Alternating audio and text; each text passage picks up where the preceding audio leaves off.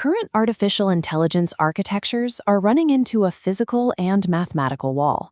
Their scaling is structurally bound by two distinct bottlenecks. The first is economic.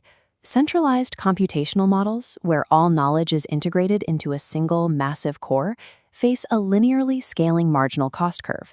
Every new parameter added costs strictly more to compute than the last. The second is structural. Classical constraint satisfaction systems are mathematically fragile. When they encounter local data inconsistencies, they treat them as terminal failures, triggering a global halt of the system. Bypassing these physical and mathematical limits requires redefining the fundamental unit of computation, moving away from binary truth. The Aurora framework addresses this by explicitly modeling uncertainty through orientable triadic logic. Treating contradictions as structural signals instead of terminal failures changes the nature of the resolution process. It allows a system to navigate internal friction dynamically, opening a path to architectures that do not collapse under the weight of their own complexity. To understand this mechanic, we look at the classical AC3 constraint propagation algorithm. It operates by systematically eliminating options, iteratively reducing the domain of possible values for any given variable. This animated diagram demonstrates the classical terminal condition. When conflicting inputs cause a variable's options to shrink to zero, a mathematical state called domain wipeout, the node terminates all connected graph propagation, halting execution. This logic assumes perfect information. In noisy datasets, a local contradiction does not automatically prove a global inconsistency. The data may simply be corrupted. To prevent premature network collapse, the Aurora framework introduces a ternary extension to the node's domain, expanding the available set to 0, 1, and 2. Values 0 and 1 represent distinctly determined outcomes. The value 2 represents a state of maximal operational ambiguity. Alongside this functional domain, each node maintains a structural coherence state variable, designated as E. This state explicitly tracks whether the node is ambiguous at 0, coherent at 1, or inconsistent at 2. This diagram illustrates the Aurora relaxation rule. Upon receiving a contradiction, the system does not halt. Instead, it forces the functional domain to 2, while locking the structural state variable to E equals 2. Because the functional domain is now treated as an ambiguous valid state, the node remains active.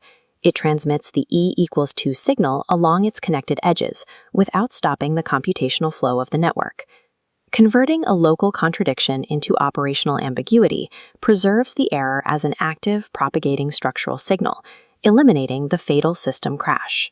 Because the network is immune to halting, data no longer needs to be structured in strictly forward-moving acyclic trees. Constraints propagate freely in closed, interacting cyclic flows. This diagram shows the concept of tangent coupling. Multiple independent closed-loop paths actively intersect at shared graph nodes, including our ambiguous node marked with an E equals 2 state. This architecture provides a built-in error recovery mechanism. If structural redundancy exists elsewhere in the graph, new information flowing through these intersecting loops mathematically forces the ambiguous domain of the central node to reduce back to a distinct 0 or 1. When the domain is successfully reconstructed from these surrounding redundant constraints, the node undergoes a state transition, shifting its E state from 2 back to 1. The system iterates through this process until it reaches a global fixed point, meaning all nodes achieve coherence, or the network settles into a stable state of localized ambiguity. Top-down error handling becomes obsolete. Network self-correction emerges entirely from the cyclic propagation of the constraint graph itself. Resolving nodes is only half the architecture. The operators executing these constraints reside in the edges of the graph. This diagram illustrates the edges acting as active operators. Data here is not a static value, but a triadic representation of knowledge, consisting of 3 variables: index, value, and mode. The index defines the structural role. The value represents the actual state. The mode defines the transformation rule. Under this framework, knowledge operates through contextual interpretation. The triad carries no intrinsic meaning until it is read by a computational unit, referred to as a face. Because the structure exhibits role symmetry, any 2 known components in the triad can be used to mathematically deduce the unknown third component. Here, index and mode are used to output value, functioning as standard inference. The relationship is fully orientable. The system can use index and value to deduce the mode, acting as learning, or it can use value and mode to deduce the index, performing structural deduction. Computation becomes the dynamic, multidirectional resolution of incomplete triadic structures. Because triadic, error-resilient nodes can self-correct, a network can distribute processing across multiple local centers without requiring perfect centralized synchronization.